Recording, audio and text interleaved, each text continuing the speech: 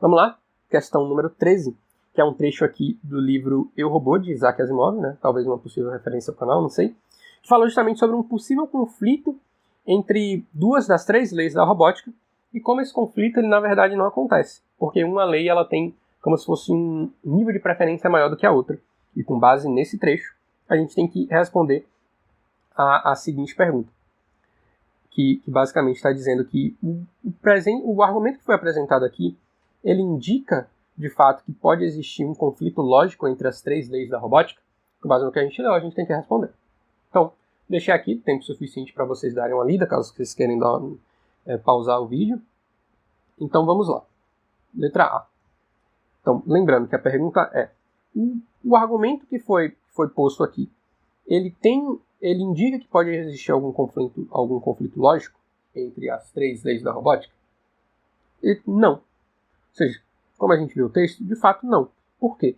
Porque a terceira lei diz que o robô deve proteger sua própria existência, contanto que essa proteção não entre em conflito com a primeira ou a segunda lei.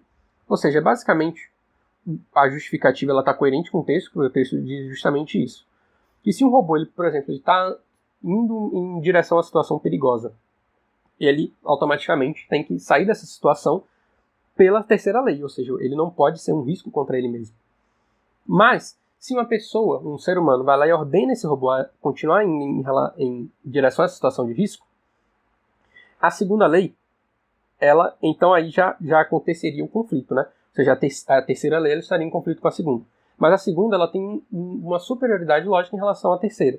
Então, justamente esse trecho explica justamente isso. Não existiria esse conflito, porque no caso de uma pessoa ordenar ele a fazer isso, ele estaria então acionando a segunda lei da robótica, que tem prioridade em relação à terceira. Então, por isso que não existe conflito. Porque nesse caso, se o robô ele tem que evadir da situação de perigo, só que se um ser humano manda, então ele tem que obedecer ao ser humano, e isso é a prioridade.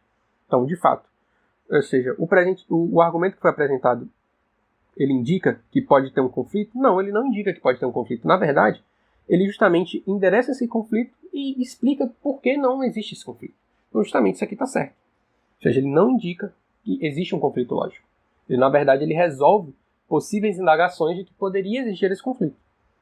Então, A está correta.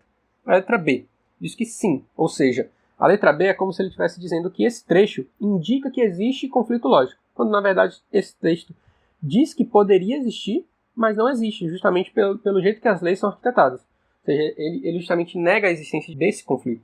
Então por isso que ela é falsa. Aqui diz que não. Por quê? A primeira lei diz que um robô deve obedecer às ordens a ele dadas pelos seres humanos. Na verdade, a primeira lei ela não é nenhum ponto que é abordado aqui nesse trecho. Então, se ela não é um ponto abordado, não tem como a gente fazer nenhuma afirmação com base nisso. Ela não é um assunto que foi abordado aqui. D. Diz que sim, que essa parte indica que existe um conflito lógico entre as três leis. Como a gente já viu que é falso, esse trecho indica, na verdade, que não existem conflitos lógicos.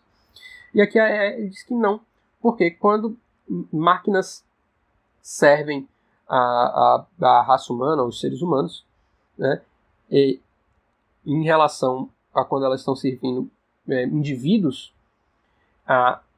o senso que a máquina tem do que é bom para a sociedade entra em contraponto com as três leis. E aqui o que é que acontece? Em nenhum momento, durante esse parágrafo, o Isaac Asimov ele faz algum juízo, ele atribui ao robô algum juízo de valor.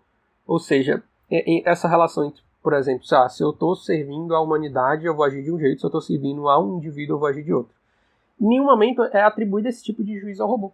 Então não é um assunto também que é abordado no texto, então por isso que isso aqui é falso.